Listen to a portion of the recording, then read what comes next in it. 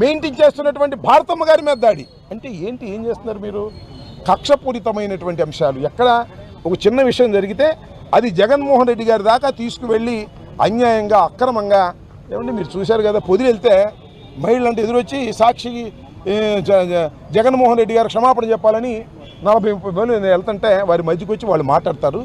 అక్కడ గొడవ జరిగితే మా మీద కేసులు పెడతారు. ఈ విధంగా కక్షపూరితంగా ఈ ప్రభుత్వం జర్నలిస్ట్ని వదలట్లేదు, సోషల్ మీడియా యాక్టివిస్ట్ని వదలట్లేదు, నాయకులు ఎలాగూ వదలడానికి వాళ్ళు సిద్ధంగా లేరు, పొలిటీషియన్స్ ఎలాగూ వదలటానికి సిద్ధంగా లేరు.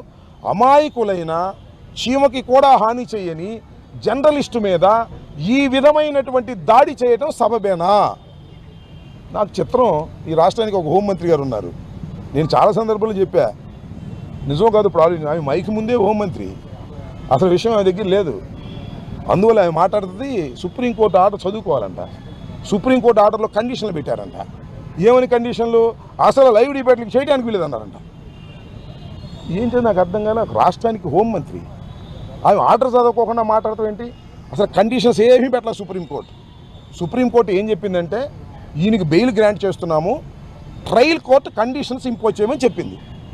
Today the trial court has imposed the conditions. A conditions ఏంటది అది చూడాల్సిన అవసరం ఉంది. ఇంకా న్యాయవాదులు, మా చుట్టూ న్యాయవాదులు చెప్తారు.